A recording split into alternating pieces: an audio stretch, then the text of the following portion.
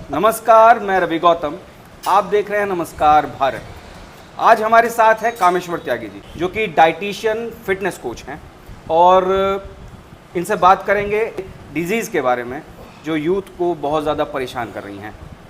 तो कामेश्वर जी, आपका बहुत बहुत स्वागत है हमारे प्रोग्राम में। धन्यवाद गौतम और जी। हमारे दर्शक ये जानना चाहते हैं कि जो आज डिजीज़ बहुत ज़्यादा फैल रही हैं, जैसे दे रही हैं, क्या कारण है इसके पीछे? नमस्कार भारत का बहुत बड़ा आभारी हूँ जो समय समय पर मुझे आप लोग प्रेरित करते हैं। और मैं अगर आज बात बताऊँ आपको कि जो आज जो इम्यून डिजीज़ और बीमारियाँ चल रही हैं, उसका जो कारण है वो लाइफस्टाइल हो गया है। दूसरा इसका बड़ा कारण जो मिलावटी खाना हम लोग खा रहे हैं, एक बड़ा कारण उसका ये है। और तीसरा जो इसका एक बड़ा कारण मैं मानता हूँ वो स्ट्रेस है। आज ज़िंदगी में हर आदमी अपने ऊपर बहुत सारा वजन लेके चल रहा है, अरमान और सामान।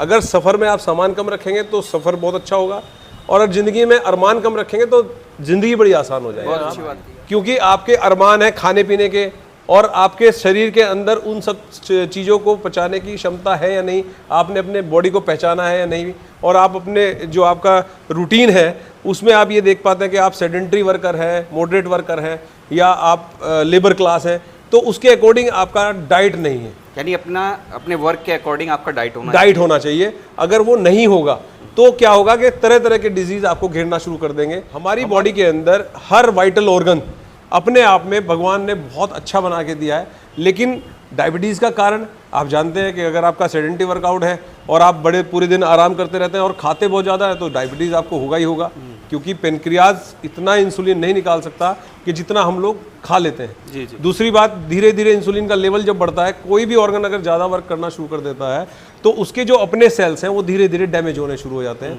वर्कलोड बढ़ता चला जाता है, ऑर्गन कमज़ोर होना शुरू हो जाता है, और ऐसे करके तो बहुत ज़्यादा वेट उठा के ही वर्कआउट करेंगे। जिम एक ऐसी जगह है आज की तारीख में जिसमें आप अपना थोड़ा बहुत वर्कआउट करके और अपने शरीर को हेल्दी रख सकते हैं। ये ज़रूरी नहीं है कि आपको जिम में जाने के बाद रनिंग ही करनी है।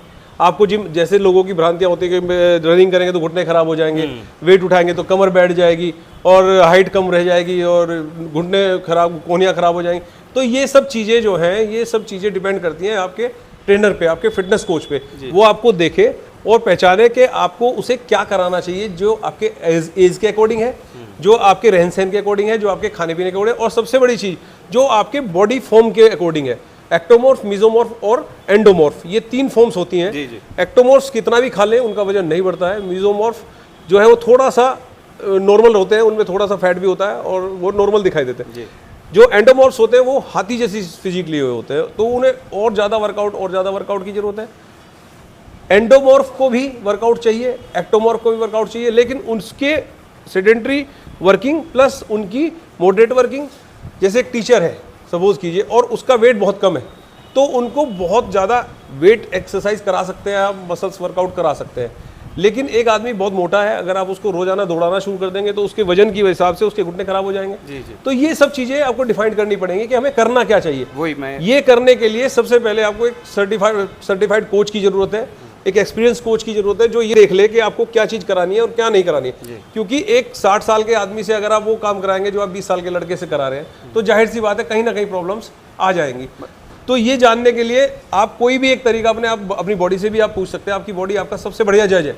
आप अपनी बॉडी से पूछ लीजिए कि उसे क्या करने में सबसे अच्छा लगता है। पहली चीज़ तो ये है ना कि कोच हमारे पास ऐसा होना चाहिए जो देख के आपको बता दे कि आपको किन किन चीज़ों की जरूरत है। मतलब अगर हमारे शरीर में कोई समस्या है और हम जिम जाना चाह रहे हैं या योग करना चाह रहे हैं, तो हमारा कोच, हमारा एक्सपर्ट की जरूरत पड़ेगी। बिल्कुल, वो बताएगा आपको कि आपको क्या चीज़ नहीं। अब मान लीजिए किसी कमर में प्रॉब्लम है और आपने उसको वेट ट्रेनिंग पे लगा दिया। अब वेट ट्रेनिंग जैसे वो करेगा, उसने डेडलिफ्ट के लिए वेट उठाया, उसकी कमर और खराब हो जाएगी। किसी के घुटने खराब है, आपने क्या किया, आपने देखा यार फलाना रनिंग कर रहा है, मुझे भी रनिंग करनी चाहिए। अब आपने भी रनिंग शुरू कर दी। आप ऐसे घुटनों के साथ रनिंग करेंगे तो आपके कार्टिलेज और घिस जाएंगे, आपकी समस्या बढ़ जाएगी। वहाँ एक डर पैदा हो जाता है, जिम जाने से फलाने के घुटने खराब हो गए, जिम जाने से फलाने की कमर खराब हो गई, अरे वो जिम गया तो उसको हार्ट अटैक आ गया।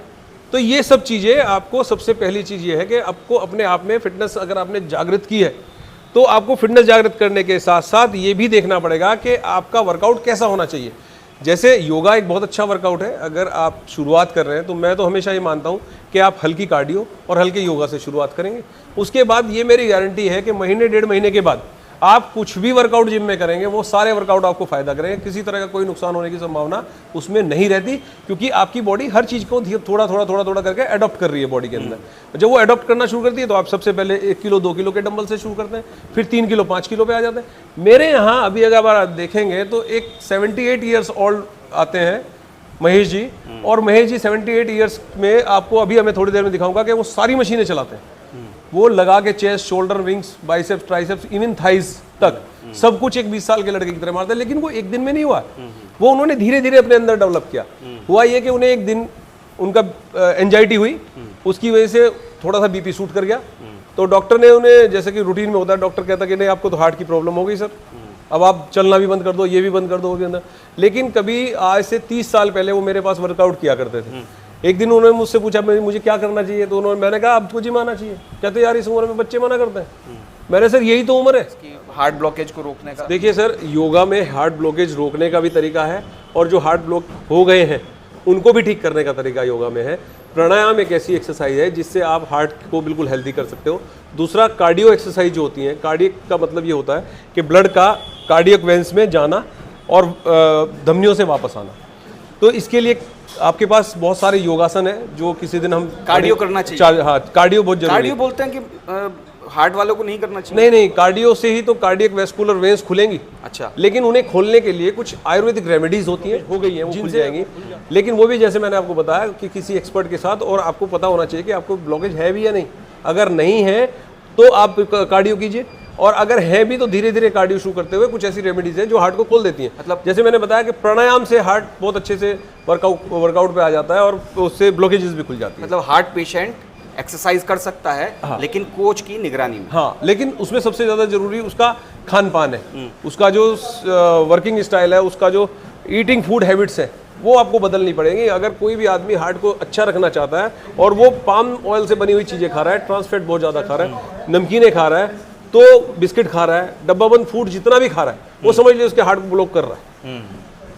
तो हार्ट ब्लॉकेज अगर रोकना है तो सबसे पहले आपको आहार संभालना पड़ेगा, उसके साथ साथ व्यवहार का मतलब है व्यायाम करना पड़ेगा, तो हार्ट ब्लॉकेज रुकेंगे। के मामले बहुत ज़्यादा देखने को मिल रहे हैं। इसके पीछे का कारण क्या है? इसके पीछे का कारण मैंने आपको बताया अभी, मोमोज, बर्गर, चाउमीन, ये सब जितने भी अजीनोमोटो, जो आप एक अजीनोमोटो नाम का सॉल्ट होता है जो डाल के आदमी को लालची बना दिया जाता है खाने को लेके, और वो बाहर के जितने भी लोग खाना खाते हैं वो सारा पाम ऑयल है, और पाम ऑयल हार्ट के अंदर ब्लॉकेज ही पैदा करने के लिए।